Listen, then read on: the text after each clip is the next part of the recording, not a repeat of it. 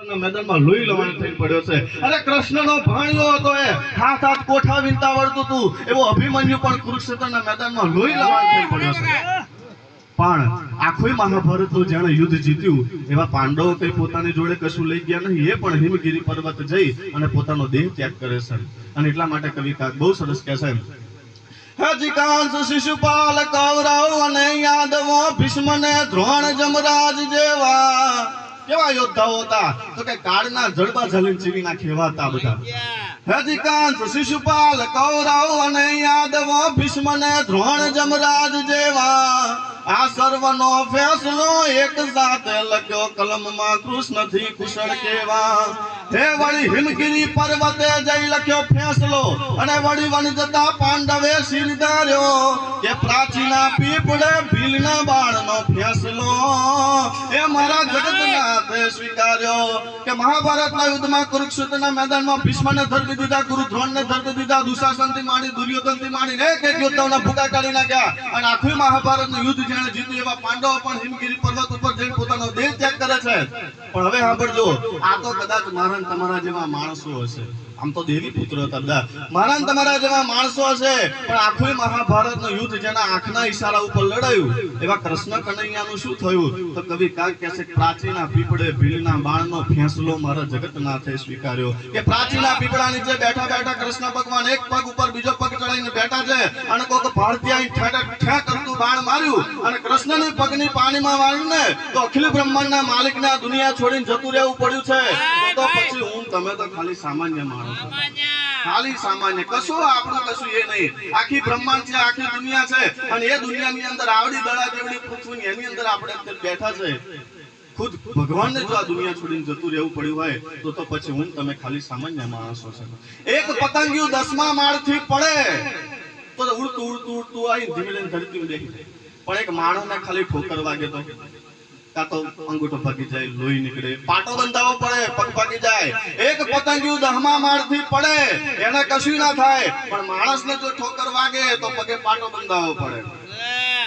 હે પતંગિયાના પહરા ભાગ્યા છાપામાં વાંચ્યું નહીં. આ હાથીને કોઈએ એ બાટલા ચડાયા તો કરો આમાં સહી. કીડીને ક્યાં ફ્રેક્ચર થાય છે, આ પાટો બાંધવા ક્યાંય જાય છે.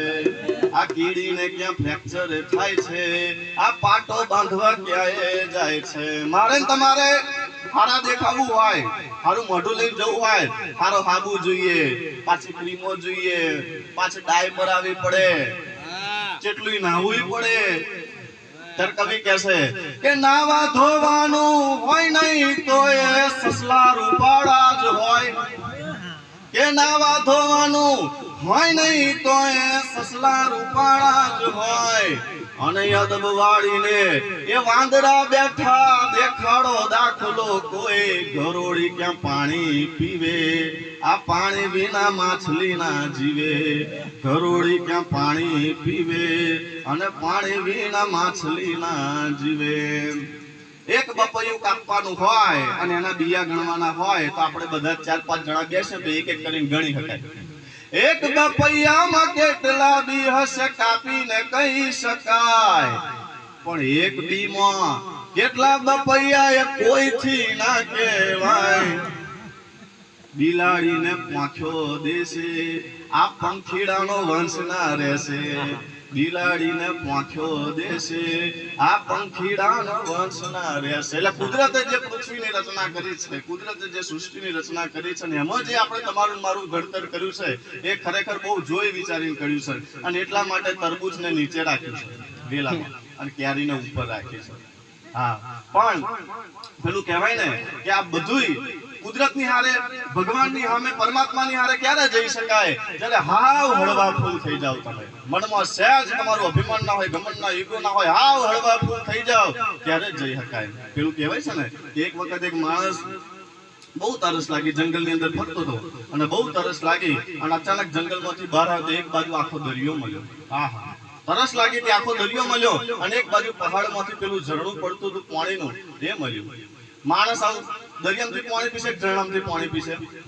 દરિયાનું પાણી ખારું હોય એટલે પીવાય નહીં, એટલે એને પેલા ઝરણાનું પાણી પીધું. પેલા ઝરણાને કહ્યું કે ઝરણા આ દરિયાનું પાણી જો કેટલું બધું છે એમ તારું પાણી જો પાણી પીધા પછી આ દરિયાનું પાણી જો ને તારું પાણી જો તને ક્યારે એવું નથી થતું તાર દરિયો થવું જોઈએ આ પાણી જો કેટલું બધું એમાં કેટલી માછલીઓ ફરે કેટલાય જળચર જીવો છે તારી અંદર છે કશું ખાલી લીટી જેવું છે ત્યારે પેલા ઝરણા એને વાચા ફૂટીને એને જવાબ આપ્યો કે તરફ તો તને લાગી હતી ત્યાં દરિયા કર ના જવાય પાણી પીવા અને આટલો બધો દરિયો વાલો હોય તો દરિયા કર ના જવાય એટલે પેલા કહ્યું કે હારું પણ દરિયાનું પાણી ખારું છે એટલે ઝરણાએ બહુ સરસ કહ્યું કે મોટા થઈને ખારા થવું મોટા થઈને ખારા થવું એના કરતા નાના થઈને મીઠા થવું હા વાહ કે ખૂબ ખૂબસૂરત અણમોલ જિંદગી વ્યર્થ વહી જાય એનું કઈ નહીં અરે વસ્તુ ખોવાય એની થાય Incoming voice call from Jayesh Rukiapura on SIM